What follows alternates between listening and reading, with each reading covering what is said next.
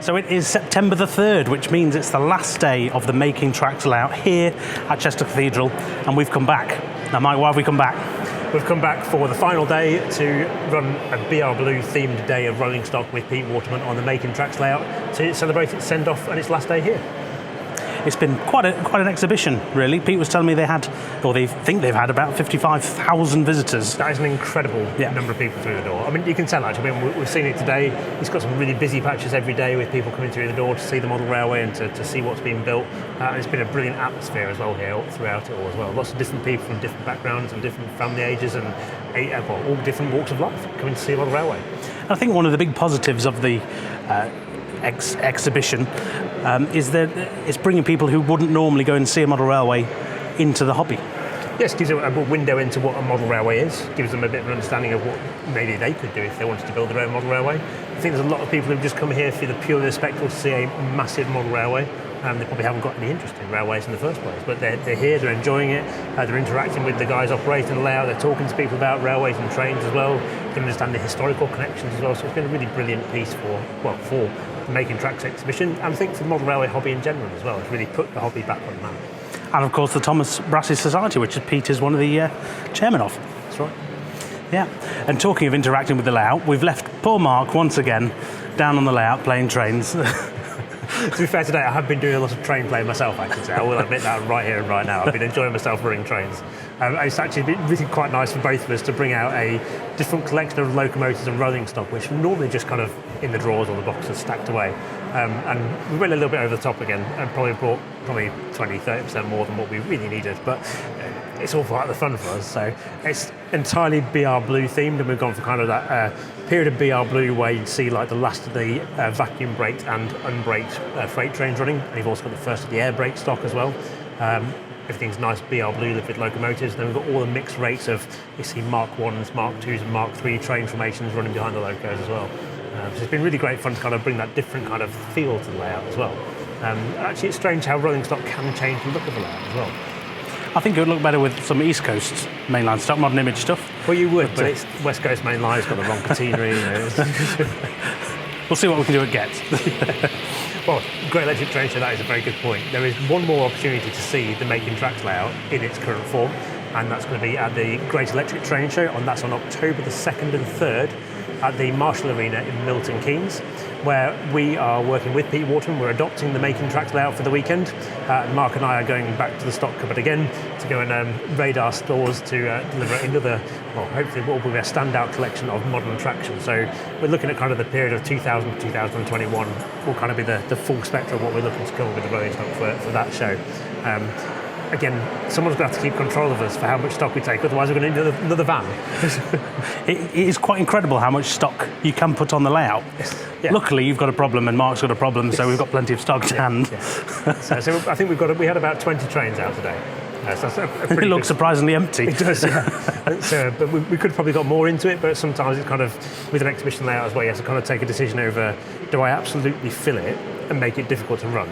Or do I go, do you know what, I need to have a couple of spaces here and there so that I can get myself out of trouble if I've got problems going off with running trains. You know, the poor people at home are shouting at the screen now saying, fill it! Fill it, yes, fill it. As many trains as possible. Yeah, many trains as possible. I think if it's your home layout, I think anyone would do the same. They'd absolutely pack it full of trains. But it's something we do with every single one of our exhibition layouts when we're out. We have to think about how it's going to work in the real world and how it's going to be operated. And you always need to get a jail-free card at some point. And of course, for those who want to see the Making Tracks layout for one final time, as you said, in its current form, we can do. Remind us when we can see it. Right, so it's going to be at the Great Electric Train Show, and that is on October the 2nd and 3rd at the Marshall Arena in Milton Keynes. You can find out full details about the show at keymodelworld.com/Great Electric Train Show. There's a link in the description below as well if you're looking at this video out on YouTube. And, our tickets are on sale now for that. If you buy an advance ticket, you get it cheaper, and you get early entry as well. You can get in from 9:30 on the day, and they're available from shop.keypublishing.com. Or you can turn up on the day, and you can purchase a ticket at the counter when you arrive at the show as well. We will let you in as well. And of course, subscribers get slightly cheaper tickets as well. That's right, yeah, so lots of good ticket options. We've also got our fantastic VIP ticket option as well, where you get a whole bundle of extra stuff with your ticket and 2-day entry to the show as well. We'll be there all weekend. The Making Tracks layout will be there all weekend, and there'll be another at least 30 layouts and possibly more in the full line. And we've got some brilliant layouts for the show, so that's a really good weekend not to be missed. Right, I think it's time we went and, I would say relieve Mark, but I don't think he wants relieving. I think you'll be dragging him out of here kicking and screaming, wanting to drive more trains tonight, to be honest. So I think we're going to go and see what Mark's up to, playing with some BR Blue stuff.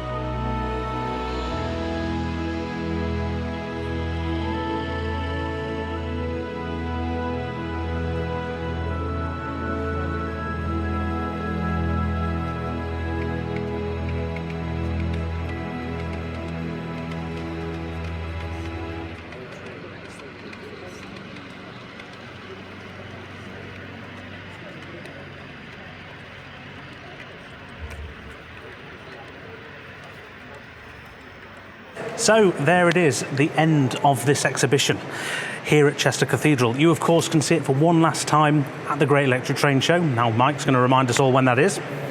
So the Great Electric Train Show is on October the 2nd and 3rd, 2021 at the Marshall Arena in Milton Keynes, and the doors open at 10 o'clock each day.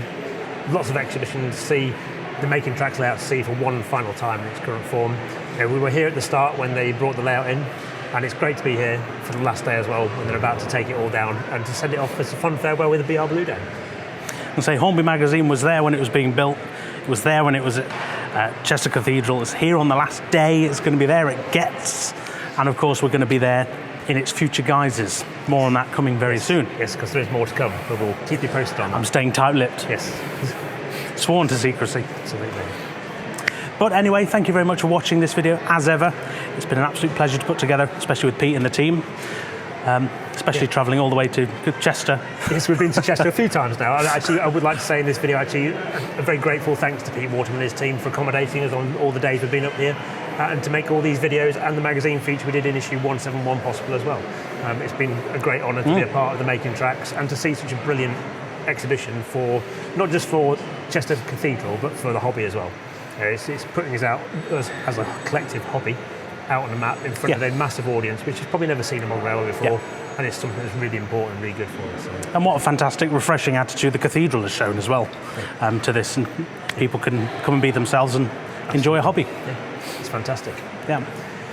Right, on that note, we'll say goodbye and we'll see you next time. Thanks very much for watching. Bye-bye. Sorry, I talked over you. You always talk over me. I'm leaving that in.